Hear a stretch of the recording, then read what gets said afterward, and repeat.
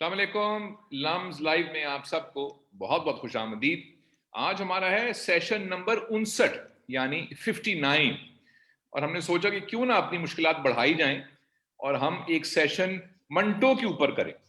منٹو کی شخصیت ایک بہت بڑا مضمون، منٹو کا فن، اس کی نثر نگاری ایک اور بہت بڑا مضمون، اردو زبان ایک بہت بڑا مضمون. ہم نے ان سب کو اکٹھا کر کے یکجا کر کے ایک موضوع سخن ترتیب دیا، منٹو کی زبان اردو.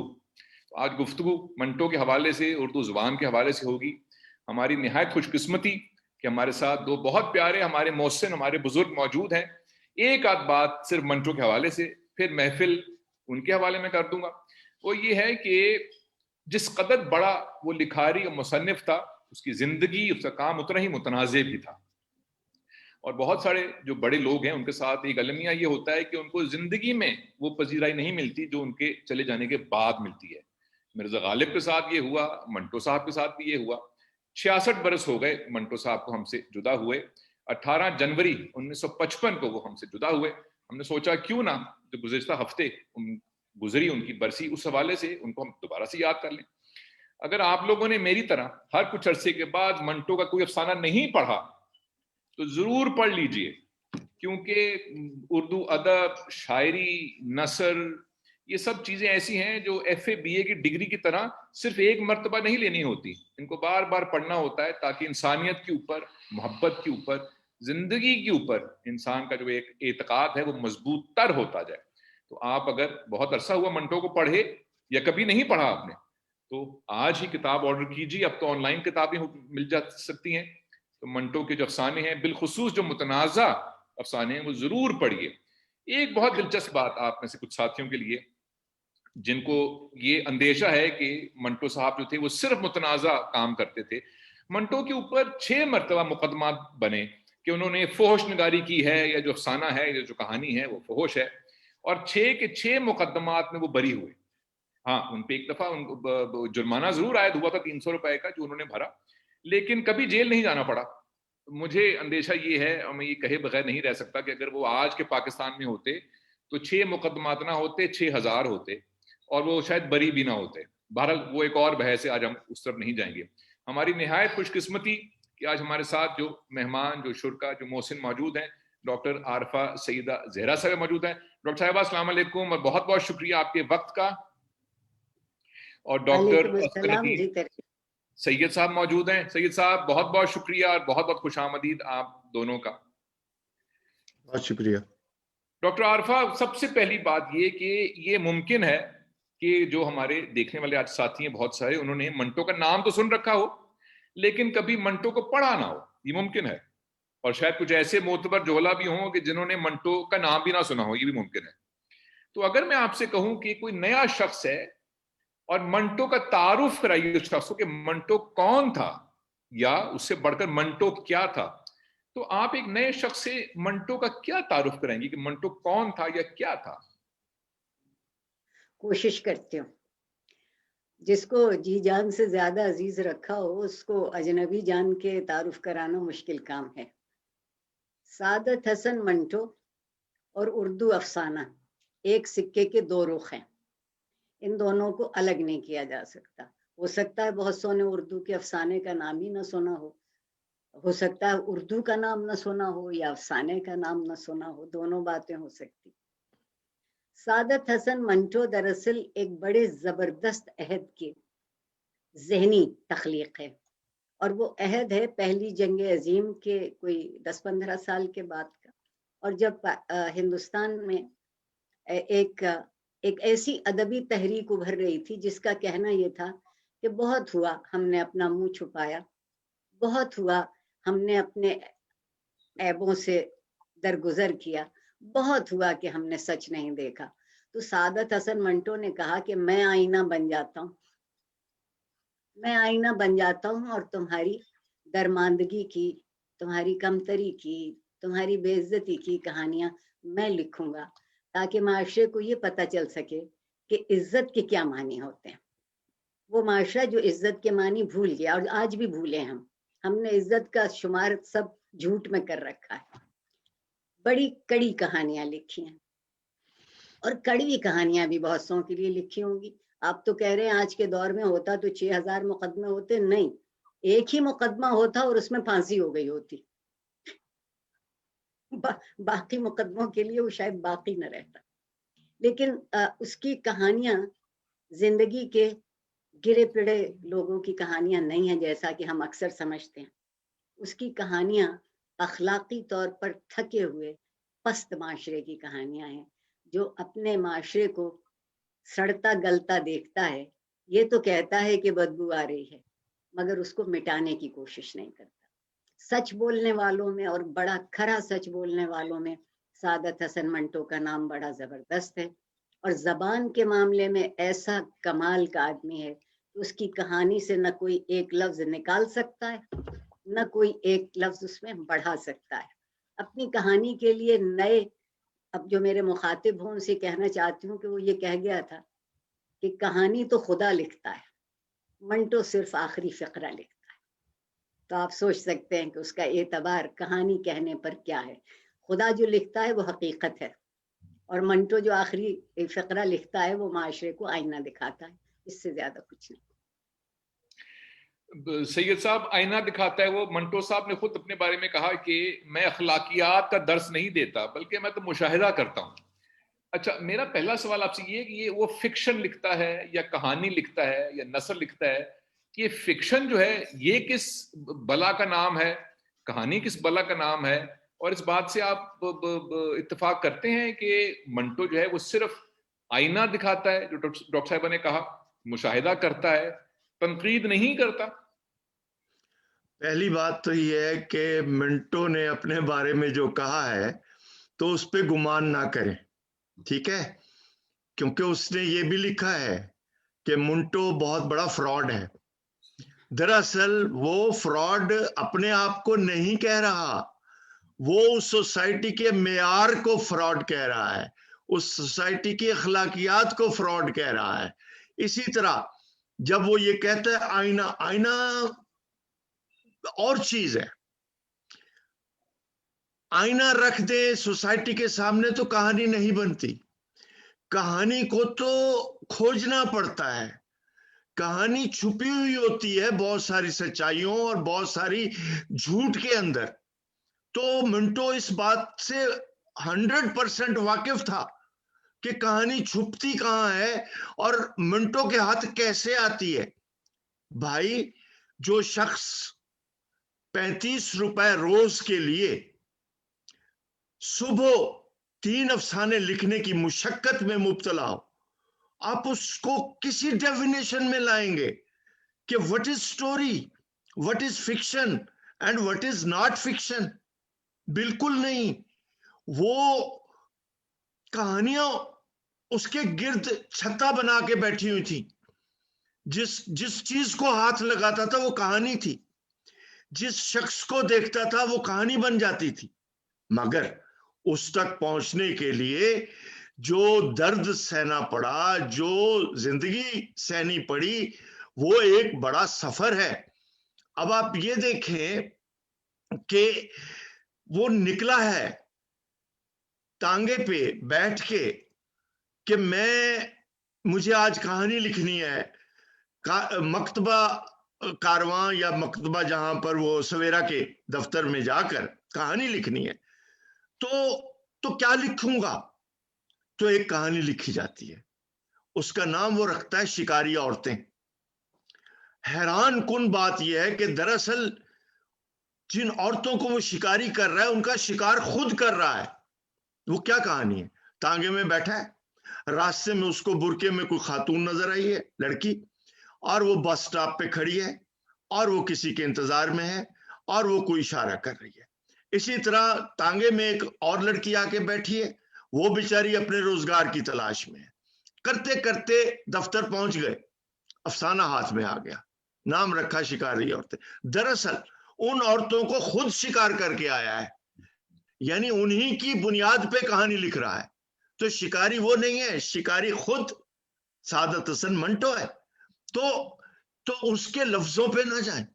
اس نے بہت ایمائیت کی, بہت پردوں کے اندر سے کہانی کو جھانکتے ہوئے دیکھا, اور उन तासुबात को देखा और उन अखलाकी मेयारों को गिरते हुए देखा, इंसान को गिरते हुए देखा, लेकिन उस गिरते हुए इंसान के साथ खड़ा हो गया।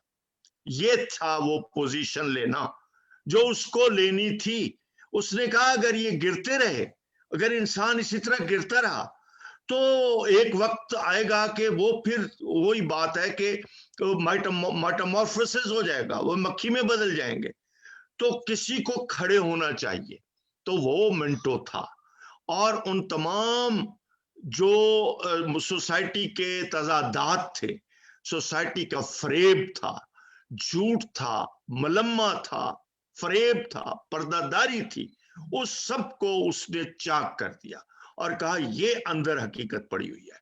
और सबसे अच्छी बात जो आपने शुरू में कही कि उस पर मुकदमे हुए, बात यह है कि हैरान कुन बात है, काली शलवार पे मुकदमा हुआ। वो अफसाना अगर आप पढ़ें तो मुहर्रम में एक तवाइफ गरीब है, उसको सिर्फ काले कमीज उसके पास है और शलवार चाहिए। उस कहानी में क्या है? तो ये दरअसल हमारे अपने दिमागों पे जो पर्दे पड़े होते हैं, हमारी आंखों पे जो पर्दे पड़े होते हैं, वो उसको जो है वो चैलेंज कर रहा होता है। तो मिंटो तो बहुत बहुत धीमे, लोग कहते हैं पता नहीं वो आखिरी पंच लाइन चौंका देती है। अरे भाई पूरा अफसाना तो पढ़ो, इतना धीमे अंदाज से लेके चल रहा है वो। तो फिर जरब उसको जहां मारनी है फिर वो वहां जरब मारेगा, क्योंकि उसके बगैर सोसाइटी को महसूस नहीं होगा कि उसने कितना बड़ा जुर्म किया है। तो उस जुर्म की इतला देना जरूरी था, इसलिए वो पंच लाइन लेके आया। सो मैं ये समझता हूं कि जिस वक्त में मिंटो आया यही उसका वक्त था, यही उसका वक्त था। इसलिए कि जैसे आरफा साहिबा ने बताया कि पहली जंग अजीम के गुजरने के बाद जो वाकयात ऊपर नीचे हो रहे थे, उसी के नतीजे में तो हम कॉलोनियलिज्म से निकले। दूसरी जंग अजीम ना आती तो हम कैसे निकल सकते थे? क्योंकि हमारा नया आका तो पूरा जाल बिछा चुका था, कॉलेजेस, रेलवे, एवरीथिंग तैयार थी, अब तो उसको रूल करना था। लेकिन दूसरी जंग अजीम का किसी को इल्म नहीं था। खैर ये एक और मौजू है, लेकिन मैं इस पे आता हूं कि मिंटो को जो अहद मिला वो कमाल का है। क्यों कि पुराने आका राजे, राजवाड़े और वो सारे महाराजे वो सब दीवार से लग चुके, और नया आका जो है वो उन्हीं पुराने आकाओं के कंधे पे बंदूक रख के रियाया को हुकूमत कर रहा है। अब इससे बड़ा तजाद कोई नहीं था, इससे बड़ा डाइकोटमी कोई नहीं थी कि जिसको हटाया है अब उसी के कंधे पे तुम बंदूक रख के दूसरी जंग अजीम के लिए फौजी भर्ती करोगे। और किए, और ये सारी बातें मिंटो ने लिख दी हैं, कुछ कहीं सारा सफर उसका इन 30 सालों के अंदर बंद है। और हैरान कुन बात है कि उसके अंदर उसने किसी इदारे को नहीं छोड़ा, किसी बड़े रुतबे को नहीं छोड़ा, और किसी भी सोसाइटी के जितने भी लेयर्स हो सकती थी उन सब के अंदर पहुंचा। तो एक शख्स अमृतसर से उठता है यार, मैट्रिक 3rd डिवीजन है, उर्दू में फेल हो जाता है, उर्दू जबान को जिस तरीके से वो इस्तेमाल कर रहा है, और उर्दू जबान को इस्तेमाल करने का जो सलीका वो ले रहा है, ले वो जिंदगी से रहा है, ले वो अवाम से रहा है, ले वो अपने किरदारों से रहा है, मगर किस कमाल से ले रहा है।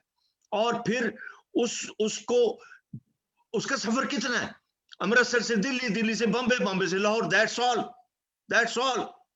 लेकिन खबर लाता है कश्मीर की भी, खबर लाता है मालाबारियों की भी, खबर लाता है कलकत्ता की भी, खबर लाता है आपके पंजाब की भी, खबर लाता है आपके यूपी की, सारी चीजों की। सो मैं कहना ये चाहता हूं कि फिक्शन और फैक्शन का लफ्ज आजकल यूज हो रहा है, तो मेरे नजदीक इनमें बड़ी बारीक लकीर होती है। कोई चीज ना पूरी फिक्शन होती है, ना कोई चीज पूरी फैक्शन होती है। दोनों की सरहदें मिलती हैं, दोनों एक दूसरे के ऊपर कदम रख के चलते हैं। सो इसमें तो कोई बहस नहीं। तो मैं ये जरूर आपके उस सवाल के जवाब को वाइंड अप कर रहा हूं कि मिंटो को जो जमाना मिला وہ اس نے ٹھیک ٹھاک استعمال کیا، اور کوئی ایسا سوال جو اٹھ سکتا تھا وہ اس نے رہنے نہیں دیا۔ ڈاکٹر عارفہ، زمانے کی تو تشریح کی سید صاحب نے کہ یہ زمانہ تھا، پہلی جنگ عظیم ختم ہوئی تھی، یہاں پہ تحریک تھی آزادی کی، دوسری جنگ عظیم اور جو غریبوں کے مسائل۔ اب دو باتیں مجھے آپ سے کرنی ہیں۔ ایک، منٹو کی ذات سے متعلق بہت آسان ہے، اس ملک میں تو خیر بہت ہی آسان ہے کہ کوئی بھی شخص ہو اس پہ آپ کوئی ہلکی سی تہمت لگا کر تو اس کے سارے کام کے اوپر پانی پھیر دیں۔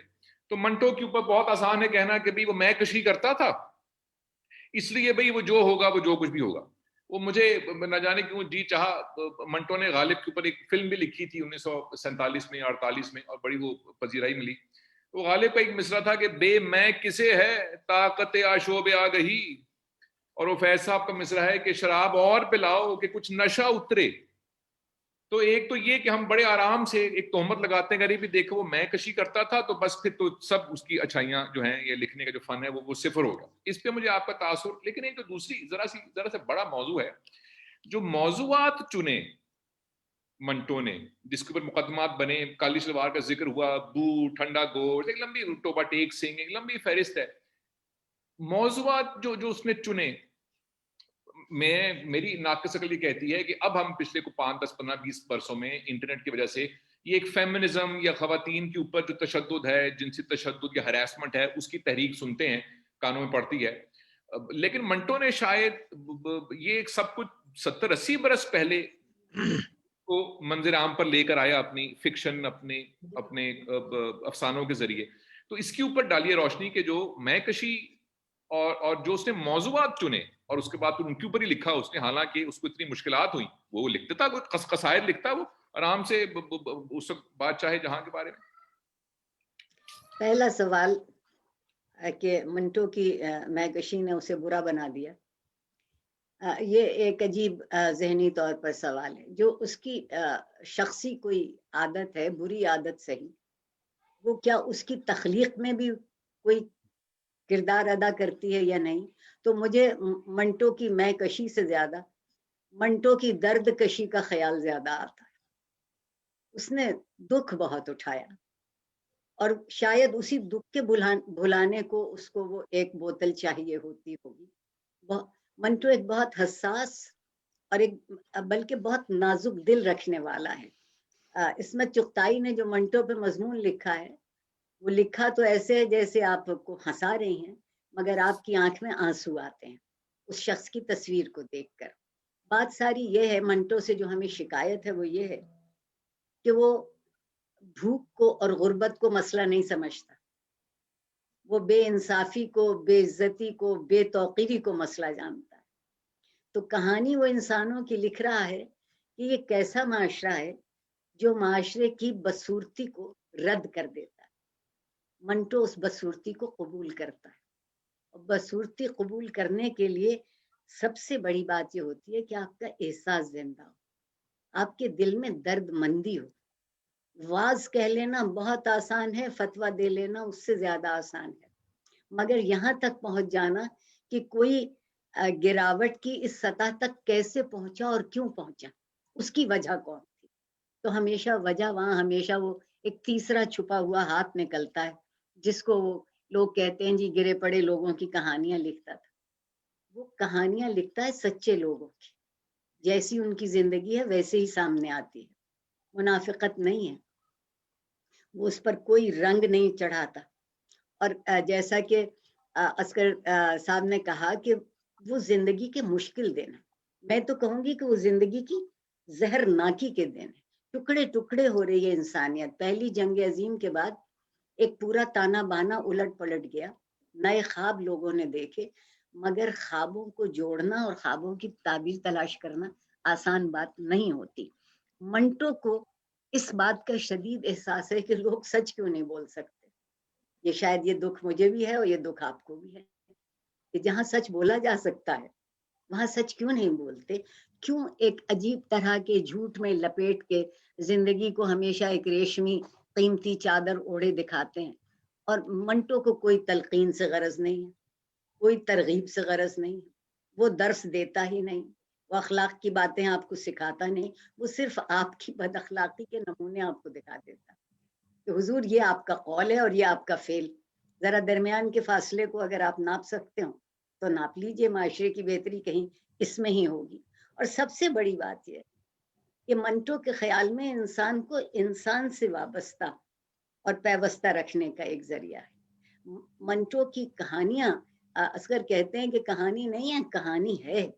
اس نے ایک بہت سی چھوٹی بات سے ذہن کے جو مختلف متضاد کیفیتیں ہیں ان کو کھل کے سامنے لے آیا کہ یہ معاشرہ ایک فرد کی وجہ سے یا کچھ فرد کی وجہ سے ذلیل و خوار نہیں ہو رہا ہے، یہ معاشرہ اکثریت کی بے حسی کی وجہ سے خوار و خستہ ہو رہا ہے۔ اور بے حسی کیوں ہے؟ کہ جسے میسر ہے سب کچھ، وہ اس کی طرف دیکھتا ہی نہیں جس کو میسر نہیں ہے، نہ اسے اس کی فکر ہے کہ اسے میسر کیسے ہوگا۔ تو جب منٹو کے ذہن میں یہ سوال آئیں گے تو بہت ظالم منظرنامہ سامنے آئے گا، ایک خوبصورت منظرنامہ سامنے نہیں آ سکتا۔ اور کمال کی بات یہ ہے کہ وہ لوگوں کی انتہائی غیر شریفانہ زندگی کی کہانیاں انتہائی شریفانہ زبان میں لکھتا ہے۔ آپ دیکھیے کہ اس کے لفظ کم ہیں مگر اس کے لفظ بھرے ہوئے ہیں یا غصے سے یا شدت سے یا نفرت سے، مگر ہاتھ لگائیے تو مخمل کی طرح لگتے ہیں۔ آپ کے احساس کو یہ محسوس نہیں ہوتا کہ وہ آپ کو کیا بتا رہا ہے اور وہ کیوں یہ موضوع چن رہا ہے۔ جیسے آپ نے کہا، وہ معاشرے کو چونکانا نہیں چاہتا، اسے چونکانے کی اس معاشرے کو ضرورت ہی نہیں پہ، وہ تو صرف معاشرے کے آہستہ آہستہ سے ورق اتارتا ہے کہ آپ نے یہ چاندی کا ورق لگایا تھا، یہ ریشم کی چادر چڑھائی تھی، ذرا اس کو ہٹا کے دیکھ لیتے، اور پھر اس کے نیچے سے جو اس کو زندگی، بیمار ذہنیت کی زندگی ملتی ہے۔ منٹو کو شکایت بیمار ذہنیت سے، بیمار عمل سے نہیں۔ ذہنیت اگر صحیح ہو تو ٹھوکر کھا کے آدمی سنبھل جاتا ہے، اور اگر کہیں ذہنیت کو ہی سامنے نہ لائیں اور زندگی کی تفسیر جو ہے وہ ہم ایک دو رخی تفسیر لکھتے رہیں، کہیں کچھ کریں کچھ، سمجھیں کچھ اور زبان ہماری کچھ اور کہتی رہے، اس کو یہ جھوٹ پسند نہیں۔ جو میری سمجھ میں منٹو آتا ہے اسے جھوٹ سے نفرت ہے، اسے ساری بے انصافی سے نفرت ہے، اس کو یہ نفرت ہے کہ آپ لوگوں کی مجبوری کو نفرت کا نشانہ بنا لے۔ سوچئے کہ وہ کس جبر میں کیا کر رہے ہیں۔ اور ہمارے ہاں جبر جو ہے وہ معاشرے میں کبھی مذہب کے نام پہ، کبھی منصب کے نام پہ، کبھی سیاست کے نام پہ، کبھی علم کے نام پر جی بھر کے اثر کرتا ہے، اور جن تک یہ سب کچھ پہنچنا چاہیے تھا وہ معاشرہ اس کے لیے تیار نہیں ہے کہ اس کو پہنچا سکے۔ تو منٹو سے خفا ہونے کی بجائے منٹو جیسا درد مند دل سینے میں رکھ کے اس کی کہانی پڑھیے تو آپ کو نظر آئے گا کہ منٹو صرف ہم سے یہ کہہ رہا ہے کہ حضور آپ اس سے بہتر کر سکتے تھے، آپ کی توجہ کہیں اور بھی ہو سکتی تھی۔ ہم نے کیا دیکھا؟ منٹو کا ظاہر دیکھا، ہم آج بھی ظاہر ہی دیکھتے ہیں، منٹو کے باطن تک نہیں اترے۔ اور منٹو نے کیا کیا؟ معاشرے کا ظاہر نہیں دیکھا، معاشرے کے اندر بہت گہرا اتر گیا۔ میرا جی چاہا ایک دم سے مجھے یاد آیا وہ جاوید اختر کا شعر، مجھے لگتا ہے آپ کی گفتگو سن کے کہ شاید منٹو کے لیے لکھا انہوں نے کہ جو بات کہتے ڈرتے ہیں سب، تو وہ بات لکھ، اتنی اندھیری تھی نہ پہلے کبھی رات، لکھ جن سے قصیدے لکھے تھے پھینک دے وہ قلم، پھر خون دل سے سچے قلم کی صفات لکھ۔ مجھے لگتا ہے کہ شاید منٹو کے لیے یہ منٹو ہی کے لیے ایسا ہی کر گیا، ایسا ہی کر گیا۔ سید صاحب، منٹو کی عمر کوئی 21 22 23 برس تھی جب اس نے ترجمے کیے روسی ناولسٹ کے بھی، وکٹر ہیوگو کے بھی۔ اس کے بعد پھر جب پارٹیشن ہوئی پھر وہ لاہور آئے، پھر یہاں آ کے ظاہر وہ ایک سلسلہ شروع ہوا کہ روز ایک کہانی لکھنی ہے 25 30 35 روپے کے لیے۔ مجھے یاد ہے کہ فیض صاحب یہ کہا کرتے تھے کہ جو پہلی کتاب تھی فیض صاحب نقش فریادی، اس کو وہ رد کر دیا کرتے تھے، کہہ رہے بھائی وہ تو ہماری جوانی کی، ہم نے تو اس میں عشق محبوب کی بات کی ہے، اس کے بعد کچھ پختگی آئی شاعری میں۔ تو میرا سوال آپ سے یہ ہے کہ منٹو کا جو کام ہے، جو تخلیق کی سفر ہے، وہ بھی بدلا ساتھ ساتھ یا وہ کچھ ایک طرح سے رہا یا اس میں کوئی سختی آئی آگے جا کر, کوئی نرمی آئی آگے جا کر, کوئی پختگی آئی آگے جا کر, یا اس کا جو ایک رو تھی وہ ایک طرح سے ہی بہتی رہی؟ منٹو کا جو تخلیقی سفر ہے مسلسل ارتقا پذیر ہے. اس کی وجہ اس کے ارد گرد کے جب حالات بدلتے جا رہے ہیں تو وہ بھی بدلتا جا رہا ہے. اور حالات کیسے بدلے اس کا بہت واضح ہے. خود اس نے اپنے بارے میں سارا کچھ لکھ دیا ہے. جو رہ گیا تھا وہ اس کے ہم اثروں نے لکھ دیا ہے, کوئی چیز رہی نہیں ہے. تو اس میں بنیادی بات یہ ہے جو آپ نے جہاں سے شروع کیا کہ امرتسر میں جب فیض صاحب سے وہ پڑھتے تھے, فیض صاحب کے شاگرد تھے, تو کلاس میں نہیں آتے. یہ سب لکھی ہوئی باتیں ہیں, میں بس مختصراً بتاؤں گا کیونکہ لوگ جانتے ہیں. تو ایک دن نظر آ گئے کہ بھائی تم کلاس میں نہیں آتے. تو اس نے کوئی جواب نہیں دیا. بغل میں اس کے اتنی بڑی کتابیں تھیں. تو فیض صاحب نے کہا بھائی یہ کیا ہے؟ کہنے لگے جی یہ روسی لٹریچر ہے, میں اس کا ترجمہ کر رہا ہوں. تو فیض صاحب کا جملہ تھا بس پھر تم میری کلاس میں بے شک نہ آیا کرو, تم ٹھیک کر رہے ہو جو کر رہے ہو. اب اس کے پیچھے پوری تفصیل ہے. اختر شیرانی کا خاکہ پڑھیں, اس میں منٹو آتا ہے. اور لوگوں کے خاص طور پر باری علیگ کو منٹو گرو کہتا تھا. ٹھیک ہے, اچھا, اور اس میں کوئی شک بھی نہیں, وہ اشتراکی ادیب تھا اور وہ اشتراکی نظریات کے لیے جدوجہد کر رہا تھا باری. اور باری کا ایک بڑا عجیب رول ہے ادیبوں کے اندر. اچھا, وہ بہت اس کی شخصیت میں طاقت تھی. اب باری کے زیر اثر انہوں نے یہ اشتراکی ادب پڑھا بھی اور ترجمے بھی کیا. یہ الگ بحث ہے کہ وہ نظریاتی طور پر کیوں وابستہ نہ ہوئے ترقی پسند تحریک. اس نے صاف لکھا ہے کہ میں اس کو ضروری نہیں سمجھتا, ایک ادیب کے لیے ضروری نہیں ہے, بس اتنی سی بات. اچھا, اب جو میں نے ارتقاء کی بات کی وہ یہ ہے کہ اگر آپ دیکھیں تو شروع میں امرتسر کا جو پنجاب ہے یا لوور مڈل کلاس ہے یا جہاں تک منٹو کی نظر ہے وہ ایک زمانہ ہے اور ایک رومانٹسزم کا زمانہ بھی ہے جس میں کرشن چندر کا انفلوئنس بھی کہیں نظر آتا ہے اور جس میں کشمیر بھی ان کو ہانٹ کرتا ہے, جس میں کچھ اور رومانٹک ایریاز بھی ہیں جو. لیکن جو ہی منٹو دلی آتا ہے اور روزگار کی زنجیر اس کے پاؤں میں پڑتی ہے اور آل انڈیا ریڈیو سے وابستہ ہوتا ہے جہاں وہ ٹائپ رائٹر بھی لیتا ہے, اور یہ وہ زمانہ ہے جس میں اس کو ایک گلیکسی کے اندر رہنے کا موقع مل رہا ہے, جس میں کہ نون میم راشد ہے, میرا جی ہے, جس کے اندر کرشن چندر ہے, جس کے اندر اور عصمت چغتائی ہے اور بہت سارے رائٹرز ہیں, جو دلی کا ایک پورا ماحول ہے جس میں شاعر زیادہ ہیں. اور منٹو نے جو لکھا ہے اس دور کو, اس میں بڑا دلچسپ ہے کہ اس میں میرا جی کو لے کے گھر آ گئے اور وہ پوری تفصیل ہے. پھر راشد نے ان سے کیا کہا, تو وہ ایک زمانہ انہوں نے اس میں گزارا, اور جب وہ گزارا تو بحثیں بھی بڑی ہوئیں اور وہ بحثوں میں بڑے سوالات ہیں اور وہ بہت اہم ہے. میں کبھی کبھی سوچتا ہوں کہ منٹو کا افسانہ بڑا ہے, اس کا خاکہ بڑا ہے, یا اس کی نثر بڑی ہے, یا اس کی آپ بیتی بڑی ہے. یعنی ساری چیزیں اپنی اپنی جگہ پر ایک پوری سوسائٹی کو تھامے ہوئے ہیں, یعنی کسی کو اوپر نیچے نہیں کر سکتے. جو چیز کہانی میں آنی تھی وہ ایک اور پردے سے آئی, ایک اور میٹافر سے آئی, اور جو چیز زندگی کو سامنے سے دیکھ کر وہ تجربہ کر رہا تھا اس کو اس نے اس طرح لکھ دیا. اچھا, پھر جہاں اس کو طنز کرنا تھا تو وہ انکل سام کے نام خطوط لکھ دیے. تو یوں وہ تبدیل ہو رہا ہے. اچھا, دلی سے جب بامبے جاتا ہے کہ اب دیکھیں کہ بہت بڑا دور ہے, بہت بڑا نہیں ہے, زمانی طور پر بڑا نہیں ہے, جس میں آپ نے بھی ذکر کیا کہ غالب پہ فلم لکھی, اس نے ایک فلم میں کام بھی کیا وغیرہ وغیرہ. مگر بامبے اس کو جو کچھ دکھا رہا تھا وہ دلی نے نہیں دکھایا.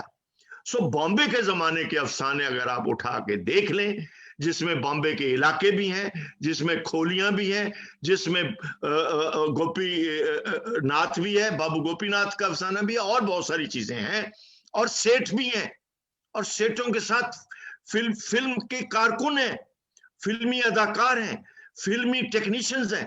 یہ جو زمانہ وہ دیکھ رہا ہے اور اسی میں شراب کی بوتل خود ایک موضوع بن کے آیا ہے، ایک موضوع بن کے آیا ہے اس کے بیشتر افسانوں کے اندر. اور تو اب آپ دیکھیں کہ کہاں سے وہ چل رہا ہے اور کیسے تبدیلی آ رہی ہے.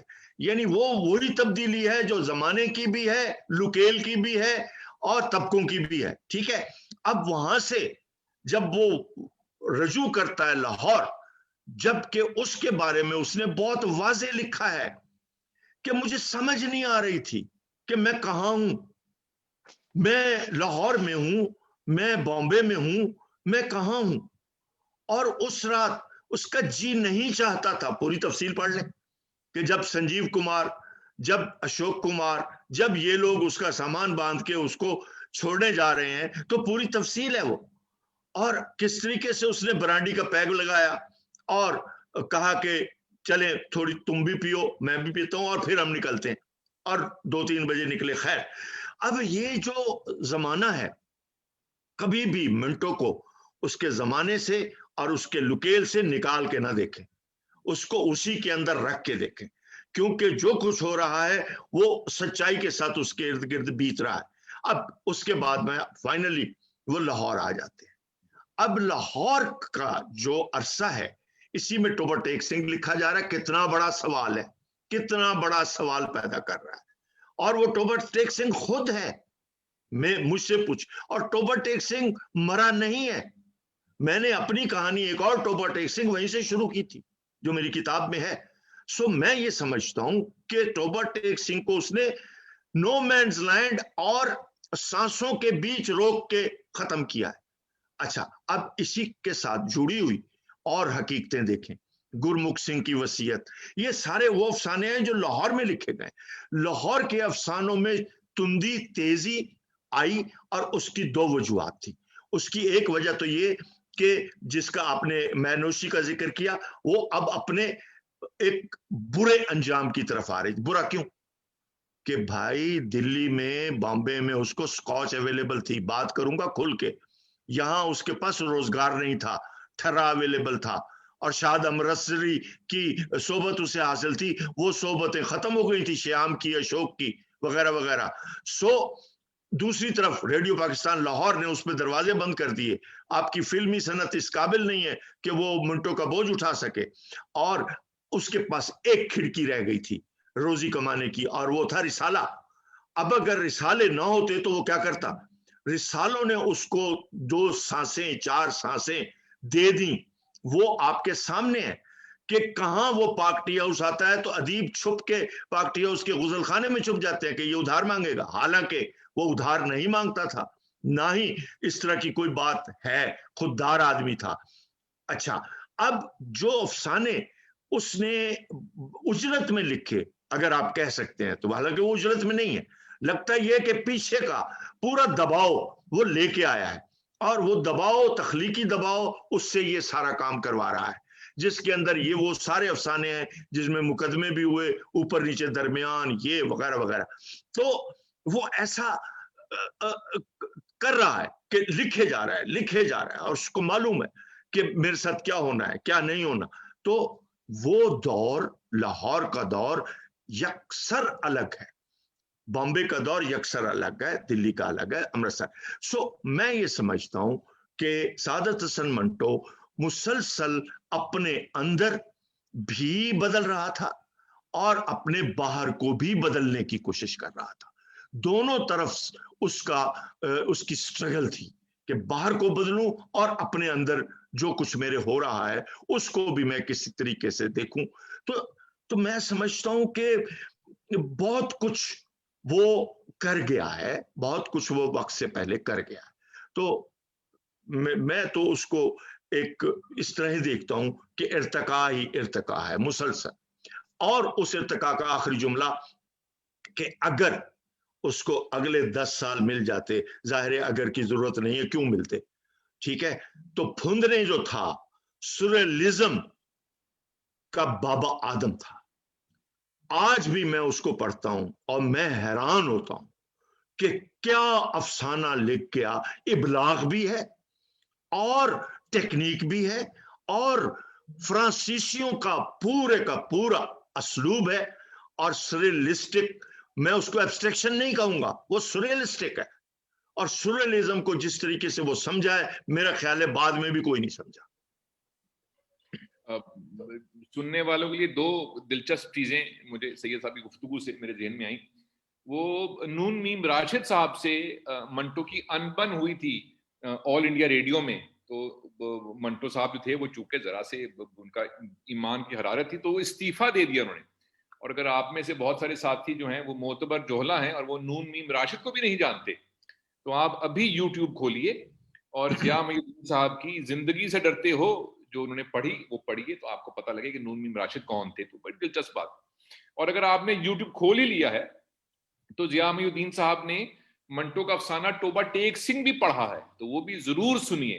اور دلچسپ بات یہ کہ منٹو نے یہ افسانہ پاگل خانے میں لکھا تھا جب ان کی اہلیہ صفیہ نے ان کو کچھ عرصے کے لیے وہاں جمع کرا دیا تھا یہ سمجھ کے کہ شاید یہ اس سے کچھ فرق پڑے گا.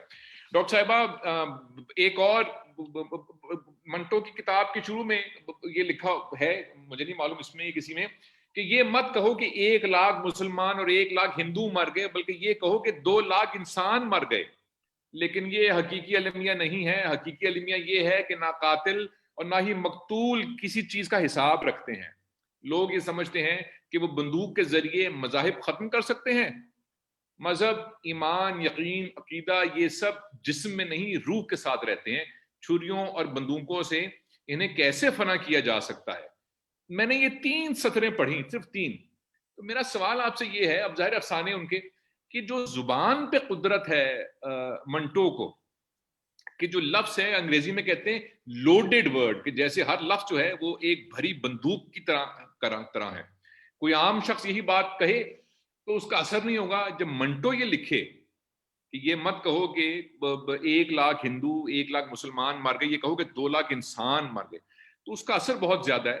تو منٹو کے پاس جو یہ قدرت ہے الفاظ کے اوپر، اس کے بارے میں کچھ ہمیں بتائیے. میں ضرور اس کی جو میری سمجھ میں آتی ہے وہ بات کروں. اور اصغر ندیم سید نے بہت اچھی طرح ان کا ایک احاطہ کیا. پہلی بات تو یہ کہ ہر زندہ شخص ارتقاء میں رہتا ہے. وہ شخص تو مر جائے گا احساس اور تخلیقی احساس کی سطح پر، جو بدلے گا نہیں. لاہور کا منٹو اس لیے مختلف ہے کہ اس سے پہلے تو منٹو کے سامنے جو کچھ ہو رہا تھا وہ معاشرے کا کرب اور تھا. 1947 نے اس میں خون کی ندیاں بہا دی.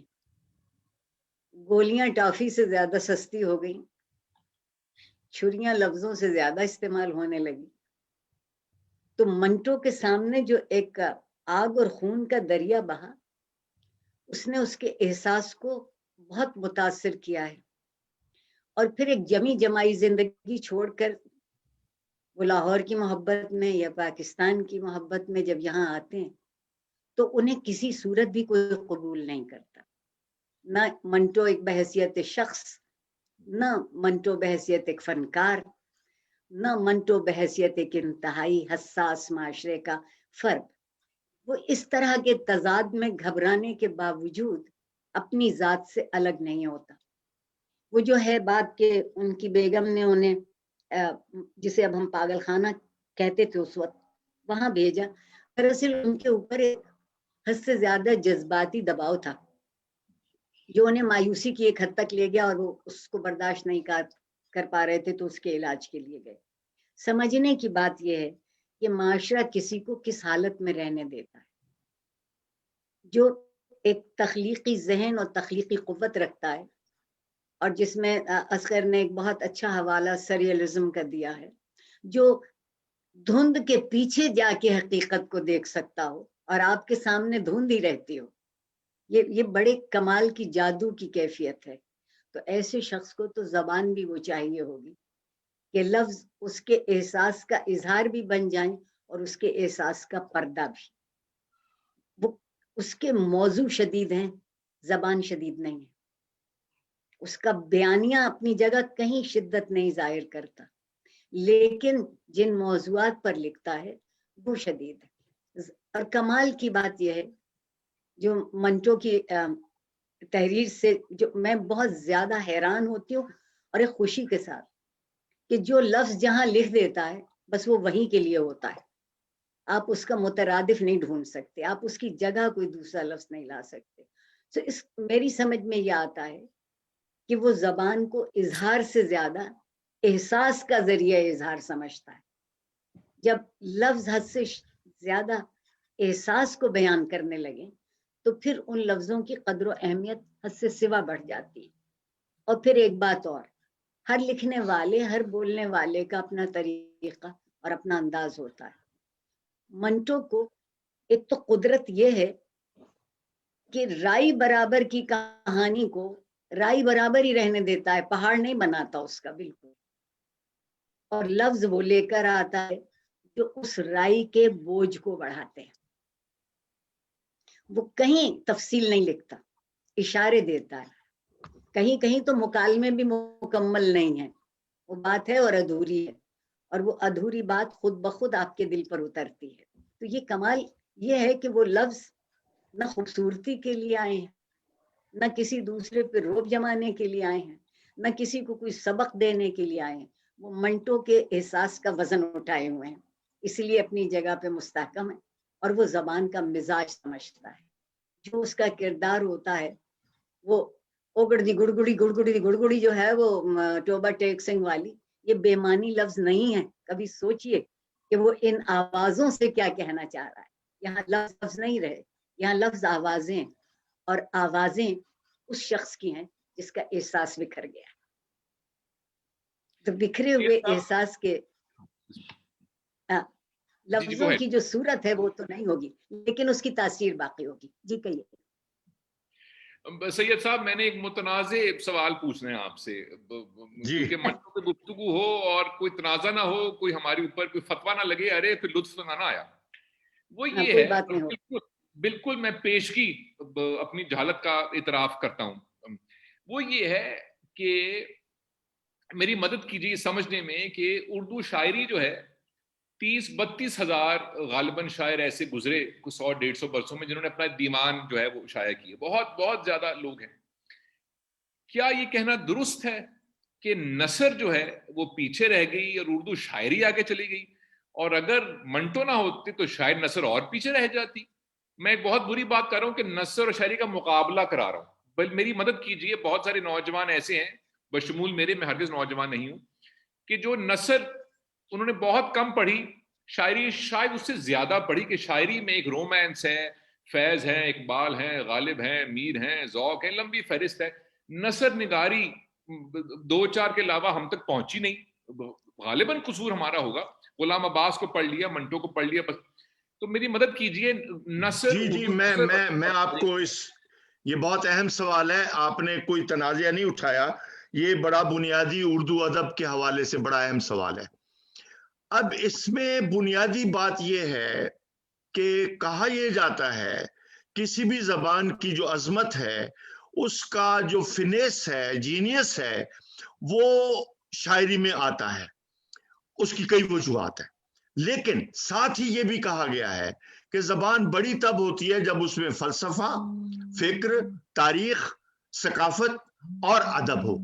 ٹھیک ہے, اس کے بغیر زبان کی کینوس بڑا نہیں ہوتا. یہ دو مختلف باتیں. ہمارے ہاں کیا ہوا؟ ہمارے ہاں یہ ہوا کہ اردو زبان کی جب تشکیل ہوتی ہے تو اس تشکیل میں فارسی کا بڑا اہم رول ہے, اور فارسی آئی ہے شاعری کے ذریعے. ٹھیک ہے, اور شاعری کے ذریعے ہی اس نے ہمیں اپنے اندر جو ہے وہ رچا بسایا. تو ان معنوں میں غالب کو دیکھیں تو بے دل کے ساتھ ہے, میر کو دیکھیں تو پیچھے پوری فارسی روایت ہے. اسی طریقے سے اگر آپ مثنوی کو دیکھیں, اگر آپ قصیدے کو دیکھیں, اگر آپ مرثیے کو دیکھیں, تو بنیادی بات یہ ہے کہ غزل تو اس کے بعد آتی ہے. تو یہ اگر آپ اردو کی ابتدائی شکل کو دیکھیں امیر خسرو کی شکل میں, یا اگر آپ کبیر داس کی شکل میں دیکھیں تو کبیر داس 14ویں صدی میں یا 15ویں صدی میں یہ شعر کہہ رہا ہے کہ ماٹی کہے کمہار سے کیوں تو روندھے موئے, ایک دن ایسا آئے میں روندوں گی توئے. ابھی اردو زبان کو زبان کا لفظ نہیں ملا, ابھی اس کو کچھ نہیں کہا جا رہا تھا. سو کہنا میں یہ چاہتا ہوں کہ ہمارے ہاں صوفیاء کی روایت اور ساتھ میں شاعری کی جو کلاسیک ہے, یہ بجا طور پر میں خوش ہو کے پراؤڈ فیل کر کے یہ بات کر رہا ہوں کہ ہماری کلاسیک کی بنیادیں شاعری پہ استوار ہیں، کیونکہ شاعری نے احساس، دردمندی اور فکر اور تخلیق، ان تین چاروں چیزوں کو ملایا اور ملا کے رچاؤ پیدا کیا. تو اس بنیاد پر ہم رچ ہوئے اپنی شاعری کی بیس پہ، اور غالب جیسا، پھر فیض، اقبال، میر وغیرہ وغیرہ، ایک پوری طاقت. اچھا، اب نثر کا کیا ہوا؟ نثر میں پرابلم یہ ہوا کہ نثر بھی ہمیں مل رہی ہے الف لیلا سے، عربین نائٹس سے. اچھا، اور وہ بھی بہت سارے قصے فارسی کے قصے ہیں. اچھا، ان قصوں کا ترجمہ ایک مسئلہ، بڑی مشکل سے ہم باغ و بہار یا دوسرے جو قصے ہیں ان کی طرف آئے. اور خیر، میں اب اس تاریخ میں نہیں جاتا. تو جواب یہی ہے کہ نثر کبھی بھی کمزور نہیں رہی. اور ٹھیک ہے، فکشن ہم نے لیٹ شروع کیا. دنیا میں فکشن دیکھیں، 1814 میں جین آسٹن فوت ہو جاتی ہے، تو اس سے پہلے وہ کام کر چکی ہے.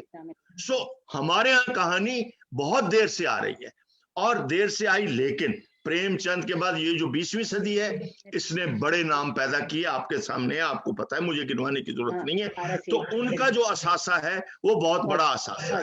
پریم چند کا اثاثہ، غلام عباس کا اثاثہ، کرشن چندر کا، بیدی کا، اور ان سے ملتے احمد ندیم قاسمی، عصمت چغتائی اور خود منٹو. تو یہ ایک پورا عہد جو اردو نثر کا ہے، یہ بڑا شاندار. اور اس کی بنیاد پر پھر اشفاق احمد ہیں، تو آگے کے لوگ ہیں، تو وہ اس کی تفصیل میں جانے کی ضرورت نہیں ہے. قرۃ العین حیدر کیسے ہیں، عبداللہ حسین کیسے ہیں، وہ نہیں. بہرحال آپ نے سوال بالکل جینوئن کیا. میں صرف ایک بات سوری کہنا چاہوں گا کہ منٹو کو اگر دیکھنا ہو یا اس سے پوچھا جاتا کہ تمہیں کس طرح پہچانا جائے، تو اس نے ایک بات کرنی تھی کہ میرے افسانوں کو طوائف خانوں اور ان کے حوالوں سے نکال کر تاریخ اور سیاست کے تناظر میں دیکھو. اس کا سب سے بڑا افسانہ تاریخ اور سیاست کے تناظر میں ہے.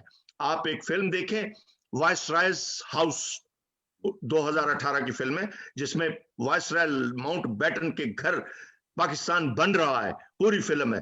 اور پھر منٹو کے اقتباس نکال کے رکھتے، لگتا ہے کہ منٹو کو پڑھ کے فلم لکھی گئی ہے. حیران کن بات ہے.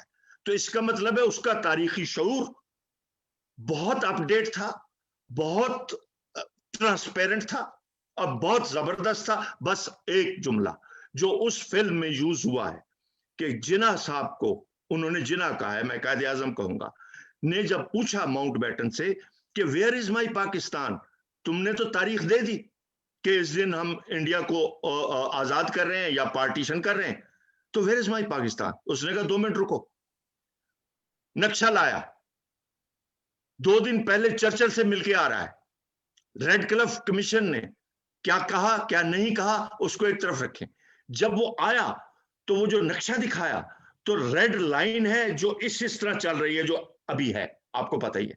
اب جناح صاحب نے کہا کہ مجھے کنسلٹ کرنا پڑے گا. اس نے کہا no, it is not information, it is announcement. تو یہ اناؤنسمنٹ ہے جو ہم کر رہے ہیں.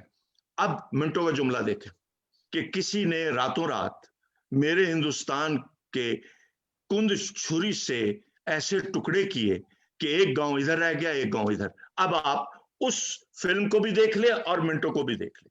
بس مجھے یہی کہنا ہے کہ اس کو تاریخ اور سیاسی پس منظر سے ہٹا کے نہ دیکھیں.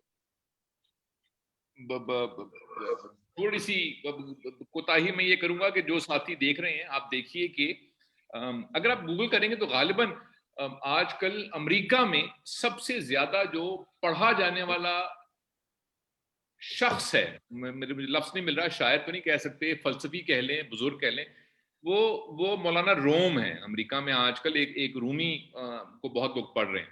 آپ دیکھیے کہ پچھلے 2-4 سال میں ہندوستان اور پاکستان میں ایک ہی ایسا شخص ہے جس پہ دونوں ملکوں نے فلمیں بنائی، دونوں ملکوں نے، وہ منٹو صاحب ہیں. منٹو کی فلم پاکستان میں بھی بنی، اور منٹو کی بالکل ایک فرق فلم ہندوستان میں بنی، اور وہ یوٹیوب پر نہیں، نیٹ فلکس پر ہے. تو ضرور دیکھیے، وہ ضرور دیکھیے. سید صاحب تھینک یو. ڈاکٹر عارفہ, ہماری ایک دوست ساتھی عائشہ شیرازی نے ایک سوال پوچھا ہے, how does Manto's writing reflect the future degradation of society? کیا منٹو نے اپنی کہانیوں میں, افسانوں میں, کہ آئندہ جو معاشرہ ہوگا وہ اس کا معیار نیچے ہوتا جائے گا؟ کیا اس کی پیشن گوئی کی تھی؟ یہ پہلا سوال. اور چونکہ وقت کم ہے اور میں لالچی آدمی ہوں تو دوسرا سوال بھی. اب منٹو کے نزدیک یا منٹو کے افسانوں میں لفظ جو ہے, زبان نہیں لفظ, اس کی حرمت جو ہے وہ کتنی اہم ہے؟ یہ دو سوال کہ کیا آئندہ اس نے کوئی پیشن گوئی کی تھی, وہ کوئی نجومی بھی تھا کہ بھی آئندہ ایسے ہوگا معاشرے میں, اور دوسری یہ کہ لفظ کی حرمت, لفظ کی عزت کتنی کرتا تھا منٹو. یہ دو سوال آپ سے. پہلے سوال کا بھی شکریہ اور دوسرے کا اس سے زیادہ شکریہ. پہلے سوال میں کہ اس نے نہ وہ نجومی تھا نہ پیشین گوئی تھی, وہ اپنے معاشرے کو دیکھ رہا تھا اور اپنے معاشرے کے جو افراد تھے, جو لوگ تھے, ان کی ترجیحات کو دیکھ رہا تھا کہ وہ کس طرف جا رہے ہیں. افسوس یہ ہے کہ جن باتوں سے بچنے کی خاطر ہم نے پاکستان بنایا اور جس معاشرے کی بنیاد رکھی, پہلے ہم زیادہ جمع تھے, اب ہم زیادہ تقسیم ہیں. پہلے ہماری نظر مادیت پہ کم تھی, اب ہماری زیادہ ہے. تو وہ لوگوں کے رجحانات سے ایک بے حد ذہین اندازہ لگا رہا تھا, بے حد ذہین, اور ذہین تو وہ تھا. تو اس لیے اس میں نہ پیشین گوئی ہے, نہ نجوم کی تلاش ہے, نہ کوئی ذائچہ لکھنا ہے. سامنے کی بات ہے کہ لوگ کس طرح بدل رہے ہیں, اور اگر بدلنے کی رفتار یہی رہی تو یہ کہاں جا کے پہنچیں گے. تو وہ اس کو نظر آ رہا تھا, منافقت نظر آ رہی تھی, دو رخی نظر آ رہی تھی, دوغلاپن نظر آ رہا تھا, اپنا منافع دوسرے کا نقصان نظر آ رہا تھا, تہذیب کے بدلے میں نمود اور نمائش نظر آ رہی تھی. تو اس کا نتیجہ لکھ دینا تو اس ذہین اور حساس آدمی کے لیے مشکل بات نہ تھی. اس لیے اس نے, اور میرے خیال میں ہر تخلیقی ذہن اپنے عہد سے آگے کو دیکھتا ہے, وہ اندازہ لگاتا ہے اور اس کے اندازے ہم پورے کرتے ہیں, کیونکہ اس نے ہمیں جان لیا ہوتا ہے, ہمیں پہچان لیا ہوتا ہے کہ ہم اگلا قدم کہاں رکھیں گے, اور ہم اسے مایوس نہیں کرتے. تو یہ ایک حساس ذہن کی, بہت ہی ذہین اور حساس ذہن کی بات ہے, اور جس میں منٹو کا کوئی ثانی نہیں. دوسری بات یہ ہے کہ میں ایک زبان کا بہت معمولی طالب علم ہوں, اور میں سمجھتی ہوں کہ زبان کی حرمت کہتے کسے ہیں؟ جو لفظ بولیں اس کے معنی جانتے, جو لفظ بولیں اس معنی کی حیثیت جانتے ہوں, جو لفظ بولیں وہ یہ جانیں کہ کیا وہ کوئی وعدے کا لفظ ہے, پشیمانی کا لفظ ہے, پریشانی کا لفظ ہے, اور اگر وہ لفظ ویسا ہے تو اس کو ویسا ہی رہنے دیجیے. یہ قسمیں کھا کھا کے جو ہم جھوٹ بولتے ہیں وہ لفظوں کی حرمت برباد کرتے ہیں. وعدہ کر رہے ہوتے ہیں, کہتے ہیں میں وعدہ کرتا ہوں, اور دل میں سوچ رہے ہوتے ہیں کبھی یہ پورا نہیں ہوگا, تو لفظ کی حرمت نہیں رہی. منٹو کے لیے میں کہہ سکتی ہوں کہ وہ لفظ لکھے یا واقعہ لکھے یا کہانی لکھے, وہ روح کی بات کرتا ہے. اس کو اندر گھس کے بیٹھ کے دیکھنا بہت اچھا لگتا ہے. وہ باہر کے تماشے سے گزر جاتا ہے, وہ اندر کا نظارہ کرتا ہے. اور جب آپ لفظ کی حرمت نہیں کرتے تو آپ جو کچھ کہتے ہیں اس کے معنی نہیں ہوتے, اس کی بنیاد نہیں ہوتی, اس کا کوئی پس منظر نہیں ہوتا. اور جیسا ابھی اصغر صاحب کہہ رہے تھے کہ یاد رکھیے کہ اس کی تحریروں کا جو ایک جڑا ہوا حصہ ہے وہ اپنے وقت کے واقعات سے ہے. تو جب وہ اپنے وقت کے واقعات سے جڑا ہے تو اس واقعے کے لیے جو اظہار لائے گا اس کو بھی اتنا ہی مستحکم ہونا چاہیے جتنا سچا وہ واقعہ تھا. لفظ کی حرمت یہ ہے. ویسے ہم بہت کمال کے لوگ ہیں, بے آبرو کرنے اور بے عزت کرنے میں مہارت رکھتے ہیں, اور یہی ہم نے کیفیت زبان کے ساتھ کی ہے کہ ہم اس کو بھی بے آبرو کرتے رہتے ہیں.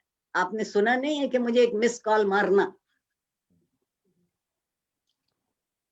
اب ہم ایک ٹیلی فون کے لیے بھی اتنی شدت پسندی اختیار کریں گے, تو اس کے یہاں یہ صورت نہیں ہے. وہ لفظوں کو دراصل بہت, میں سمجھتی ہوں کہ جب انسان یہ سمجھتا ہو کہ یہ لفظ امین ہے میرے خیال کے, میرے خیال کی امانت ان میں ہے, تو وہ ان کی عزت کیے بغیر نہیں رہ سکے گا. میں جو لفظ آپ سے کہوں وہ میرے خیال کے امین ہے، اور جسے آپ امین بنائیں اس کو بھی حرمت کیسے کر دیں گے؟ یہ نہیں ہو سکتا. اس لیے میری سمجھ میں تو یہی بات آتی ہے. اور ہماری ڈیگریڈیشن تو جو سچا آدمی چاہے وہ آج بھی لکھ دے. مفتی عبد القوی کی کہانیاں ہوتی رہیں گی، ہم خاموش رہیں گے. منٹو ہوتا تو دیکھیے آج کیا زبردست کوئی افسانہ ہمارے سامنے آتا. ہماری دو رخی کا ہم جو کچھ کہتے ہیں وہ خول ہے، اور منٹو اس خول کے اندر روح کو ڈھونڈتا ہے. سید صاحب بالکل 2-1 منٹ رہ گئے. مجھے یہ بتائیے کہ جو ہمارے اس وقت قائرین ہیں، دیکھنے والے ہیں، اردو زبان کے شیدائی ہوں یا نہ ہوں، منٹو پڑھنا ان کے لیے کیوں ضروری ہے؟ کیا حاصل کریں گے؟ بھئی پرانی بات تھی، فوت ہو گیا 1955 میں، یار 21ویں صدی آ گئی، 6 دہائیاں گزر گئیں، انٹرنیٹ آ گیا.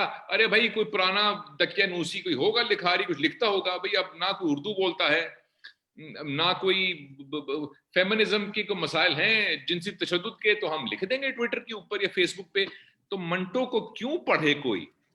اوکے پہلی بات تو جو پچھلا سوال تھا ڈیگریڈیشن کا، جلدی سے بتاؤں گا کہ آپ سب کو معلوم ہوگا کہ کامیو اور کافکا بھی ڈیگریڈیشن کے حوالے سے، اور آئینسکو بھی، انہوں نے جو اخلاقی پستی کا زوال تھا یا روسی لٹریچر میں، وہ سارا آ چکا ہے اور یہ آتا رہے گا. کیونکہ انسان جو ہے وہ مسلسل اپنی اس اخلاقی پستی میں کہیں نہ کہیں کسی نہ کسی نئے میٹامورفسز میں پھنسا رہے گا. یہ تو ہوگی پچھلے اس کی بات. اب جو آپ نے بات کی، دیکھیے منٹو آج بھی ریلیونٹ ہے، منٹو آج بھی تعبیر دے رہا ہے. آج کل جو بائیڈن نے حلف اٹھایا ہے، آج آپ انکل سام کے نام اس کے خطوط پڑھ کے دیکھ لیں کہ وہ کس کو خطاب کر رہا ہے. کیا وہ اپنے وقت کے mister president of U S کو کہہ رہا ہے؟ وہ آج کے مسٹر پریزیڈنٹ کو بھی وہی خطاب کر رہا ہے. سو وہ ریلیونٹ رہے گا. اچھا پھر وہ کیوں پڑھا جائے؟ ارے بھائی، جب تک آپ اپنی ہسٹری پہ نظر نہیں ڈالو گے، اپنی تاریخ کو نہیں سمجھو گے، تو آج کے واقعات سمجھ نہیں آئیں گے. آج کی جمہوری قدریں کیوں پامال ہو رہی ہیں، کیوں آج کا جو سیاسی منظر نامہ ہے، روز رات کو جو آپ حشر دیکھتے ہیں، اس کی ساری صورتحال پیچھے سے آ رہی ہے. جب یہ پارٹیشن ہوئی ہے تو اس طرف دیکھیں، یہ کشمیر کے اوپر جو اس کے افسانے ہیں، وہ کس بات کی غمازی کر رہے ہیں کہ اسی ناانصافی کی جو اس وقت ہوئی. تو جتنی جڑیں ہیں آج کی، وہ جڑیں ماضی میں ہیں، وہ جڑیں پیچھے ہیں.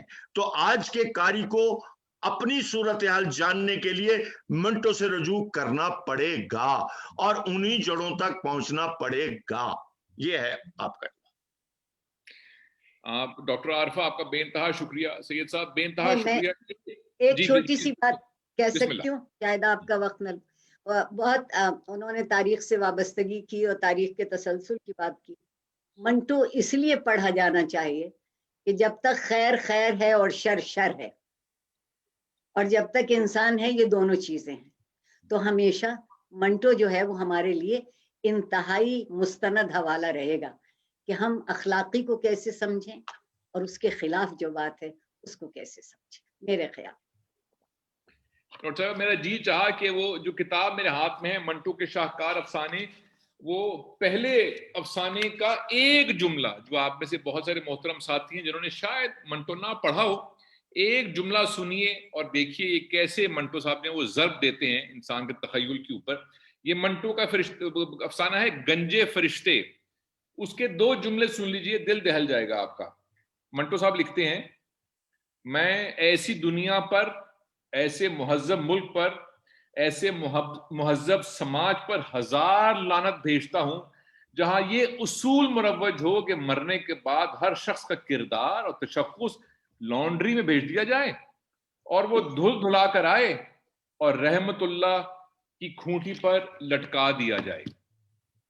کس قدر چوٹ ہے اس بات میں. یہ ایک میں نے آپ کو جملہ پڑھ کر سنایا، ایک افسانہ. गंजे फरिश्ते उसके खाके हैं, अफसाने नहीं है।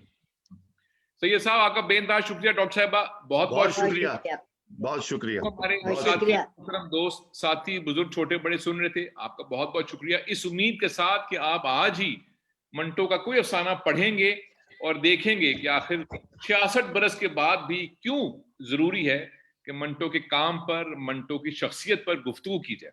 अपना बहुत ख्याल रखिए, बहुत सारा सलाम। पाकिस्तान जिंदाबाद।